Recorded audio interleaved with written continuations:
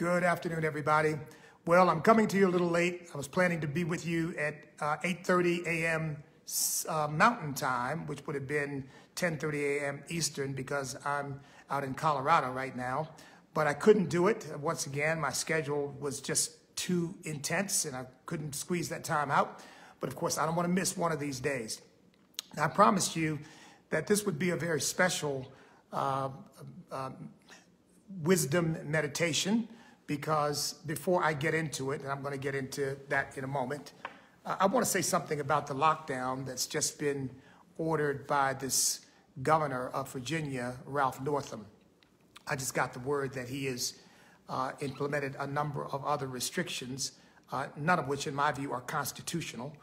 And I hope that the Supreme Court will ultimately strike down a lot of this stuff and tell these governors and mayors that they can give advisories, that they can advise, but unless we're in an extreme emergency, and in my view, we are not in that, they cannot use their authority to try to interfere with the inherent freedom of the American people. But he doesn't seem to get that message. And so he's got these new restrictions that he's put in place, one of which, for example, is a curfew from midnight to 5 a.m. Now, maybe I'm just not bright enough to get it, but could you explain to me, any of you, what and how that's supposed to help COVID? So if I've got to fly out early in the morning, as sometimes happens with me, and I realize I need gas in my car, I don't want to wait until that time, and I go out late, I'm out after midnight to put gas in my car. I guess the gas stations will have to close, I suppose. But if I'm out doing something that I need to do, what am I, subject to arrest? Or am I committing a felony? I mean, this stuff is ridiculous. A curfew from 12 midnight to 5 a.m. has absolutely nothing to do with COVID. It has to do with the egomaniacal mindset of these little petty tyrants like Ralph Northam, who just can't surrender the opportunity to take control over people's lives and feel like they can order everybody around. Now, he's saying this is a time to come together. He's not asking people to come together. He's ordering people to do what he tells them. And this is the other thing. You know, the Supreme Court, thank God for Amy Coney Barrett, because her vote helped the Supreme Court decide the case of Brooklyn Diocese versus Cuomo in favor of Christianity and the church, when the Supreme Court, Justice Gorsuch wrote the opinion, said that you can't use the pandemic to violate the First Amendment. You can't leave bars and everything else open to tell churches they need to close. And you can't tell a church that seats 5,000 people, they can only have 10 people in the sanctuary. That's ridiculous. So he said, well, I can't tell churches anymore because of the Supreme Court decision, but he would recommend that churches not meet. Now, first of all, and here's the explanation he gave. Because you don't need to be in the sanctuary to pray. What would he know about prayer? He wouldn't know prayer if it slapped him in the face. But he's going to give counsel to pastors and churches on what we need to do. Yeah, you don't need to be in a sanctuary to pray. You know, God is everywhere. What would he know about where God is? I tell you what, God is everywhere present, but he's not everywhere manifest. And he's clearly not manifest in the life of this baby-killing governor that we've got in Virginia, who thinks that a baby born alive can be killed after it's born alive if it was an intended abortion. So I don't want to hear any counsel from him on what God wants or what the church should be doing whatsoever. He needs to stay in his lane. As far as I'm concerned, I don't even know what that lane would be, other than destroying innocent, unborn human life or wearing a Ku Klux Klan mask or blackface. What else is he good for? As far as I'm concerned, the sooner he's gone from office, the better off our Commonwealth is going to be. That's another matter. I won't get into that. But my point is, he doesn't have any right to recommend anything. And he doesn't have any right to be telling people they can't be out after midnight. But here again, we've got to have a Supreme Court that slaps down these little petty tyrants and reminds them that we are a constitutional republic, and every individual in this country is free to chart the course of our own lives. And you know, somebody needs to explain also, why is it that Florida is doing so well and the governor of Florida has issued no mandates, only advisories, which I can accept. This is the best advice we can give you based on what we now know. I can appreciate that. I can honor that. But giving me an order about when I can and cannot leave my home and telling churches that he basically said to churches, you shouldn't meet because you don't need to be in church. Well, first of all, he's never read Hebrews 10:25. Forsake not the assembling of yourselves together, as is the matter of some, and all the more as you see the day approaching. So, but of course, he probably never read the Bible. He probably wouldn't know a Bible if it slapped him upside the head.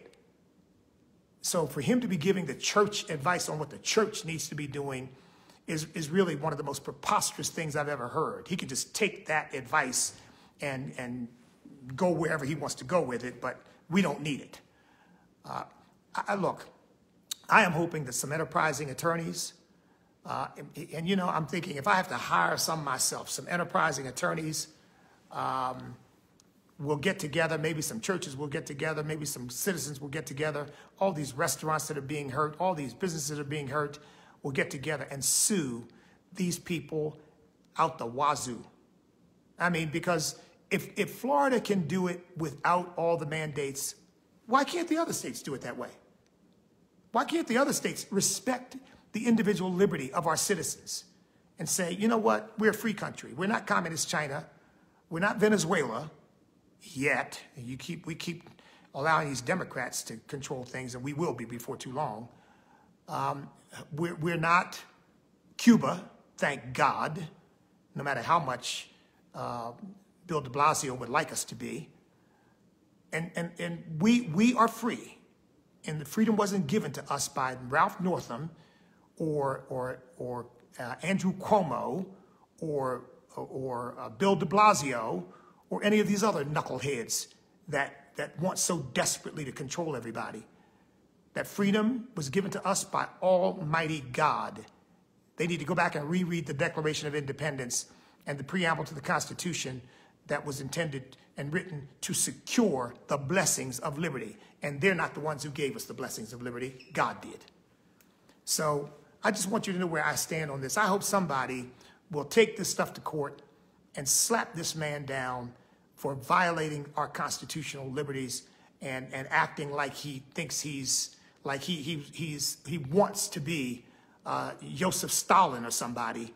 And you know, look over everybody's shoulder and tell everybody what they can and cannot do. Oh, and he's heard rumors that churches people might be going to church and not wearing masks. The only concern he needs to have with his health department is where outbreaks might occur. And beyond that, what happens inside the church sanctuary is none of his business. All right. I needed to get that out there, okay? I know that this is the Wisdom Minute. There's some wisdom, okay? And I hope somebody will share this with Ralph Northam.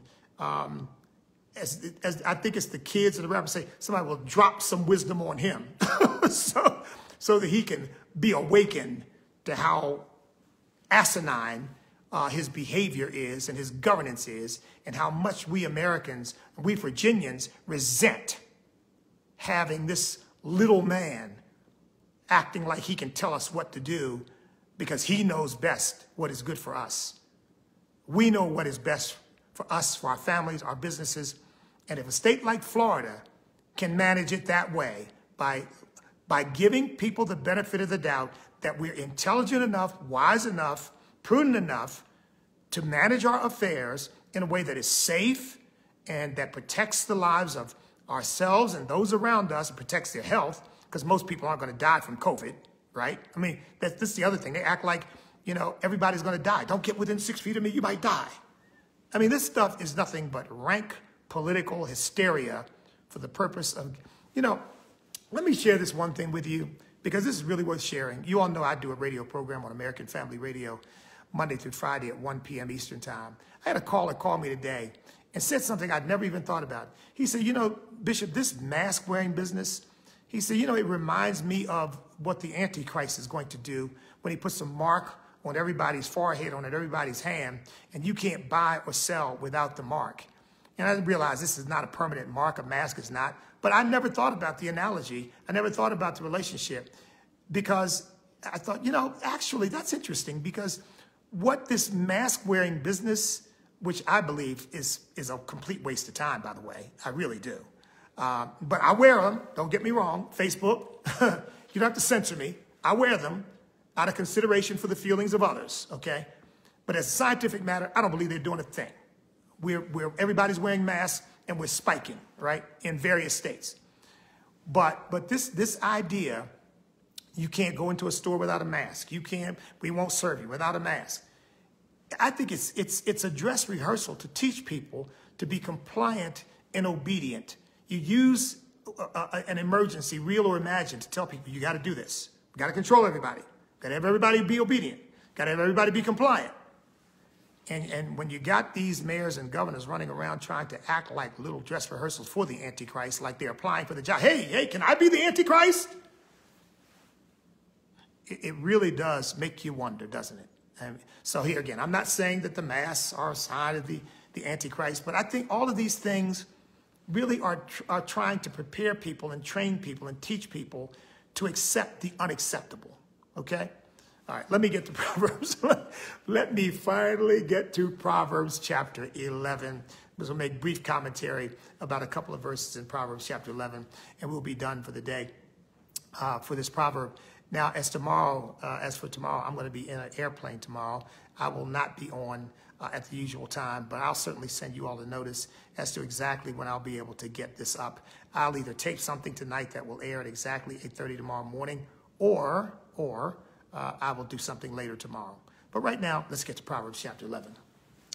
It says, dishonest scales are an abomination to the Lord, but a just weight is his delight.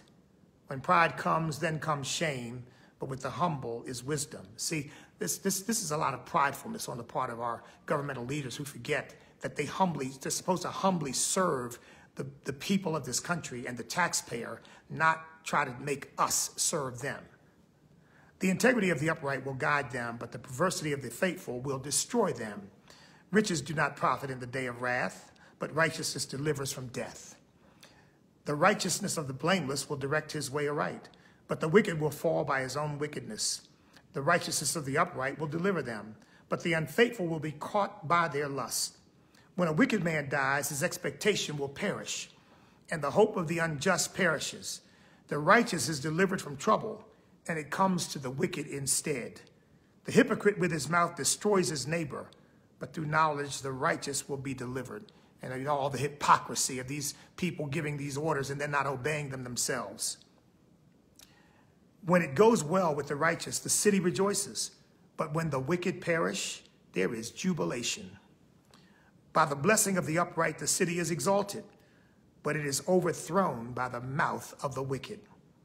He who is devoid of wisdom despises his neighbor, but a man of understanding holds his peace.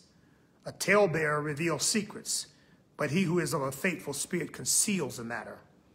Where there is no counsel, the people fail, but in the multitude of counselors, there is safety. And by the way, you know what, I'll come back to that verse. But he who is surety for a stranger will suffer, but he who hates being surety is secure. A gracious woman retains honor, but ruthless men retain riches. The merciful man does good for his own soul, but he who is cruel troubles his own flesh. The wicked man does deceptive work, but he who sows righteousness will have a sure reward. As righteousness leads to life, so he who pursues evil pursues it to his own death. Though they join forces, those who are of a perverse heart are an abomination to the Lord, but the blameless in their ways are his delight. Though they join forces, the wicked will not go unpunished, but the posterity of the righteous will be delivered. As a ring of gold in a swine's snout, so is a lovely woman who lacks discretion. The desire of the righteous is only good, but the expectation of the wicked is wrath. There is one who scatters yet increases more, and there is one who withholds more than is right, but it leads to poverty. The generous soul will be made rich, and he who waters will also be watered himself.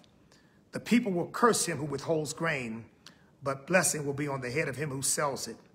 He who earnestly seeks good finds favor, but trouble will come to him who seeks evil. He who trusts in his riches will fall, but the righteous will flourish like foliage. He who troubles his own house will inherit the wind, and the fool will be servant to the wise of heart. The fruit of the righteous is a tree of life, and he who wins souls is wise.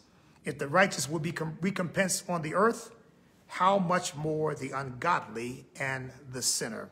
Proverbs chapter 11. I just want to hit a couple of verses in this because I've gone way over my time already. The third verse, the integrity of the upright will guide him, but the perversity of the unfaithful will destroy him. You know, integrity protects us from a lot of mess. And perversity, which is rampant in our culture, leads to destruction. Is there any more that needs to be said than that? I mean, and we see it all around us. Everywhere we look, we see it. We see these cities that are vilifying police officers, turning them into monsters and racists, cutting police budgets, firing police officers, and crime is spiking. More people are being robbed, more people are being raped, more people are being murdered. You know, that's what this is saying. That the perversity of the wicked will destroy them. That's what they do. The perversity of the unfaithful will destroy them. And that's exactly what we see happening. Unfaithful people in public office, perverse in their thinking, destroying others. 14th verse says, where there is no counsel, the people fall, but in the multitude of counselors there is safety. Now, you know, I always thought, well, how many counselors do you need for there to be safety? But, you know, Proverbs 11, that's Proverbs 11:14. Well, here we go. Here we go. Let me try to get this right here. Let me try to find my note. Oh my goodness. Here we go. Up. Here we go. Psalm 119:24 says, your testimonies are my delight and my counselors. See, in the multitude of counselors doesn't mean you need 100 people to advise you. The multitude of counselors is the multitude in the word of God, the multitude of wisdom and principles in the word of God. That's the counsel that we most need. And people who are steeped in this. You know, don't go out and get counsel from a bunch of wicked people. The situation will only get worse. That's why the Democrat Party's a mess. You got a bunch of wicked people advising. They're godless. They hate God. They hate the church. They end up hating the country itself.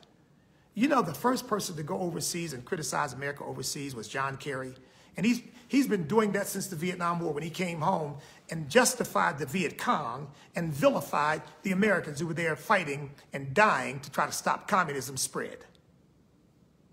Now think about that. So we don't need the counsel of the wicked. We need the multitude of counselors that are in God's word, from the word and from those who love the word and live by it. Okay, here's the 25th. I'm going to leave you with this.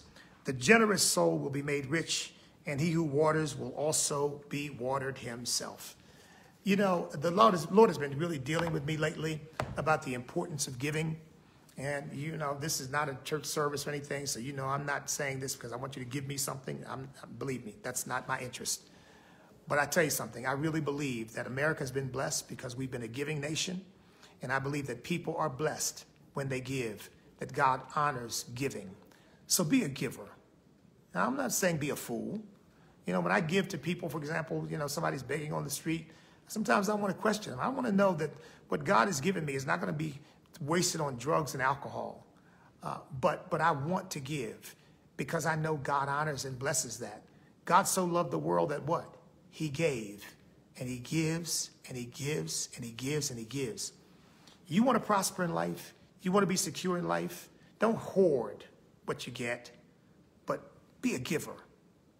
You know, some of this that God has blessed me with, I want to be a blessing to somebody else. I want to help somebody else. I want to share it with someone else. God will honor that.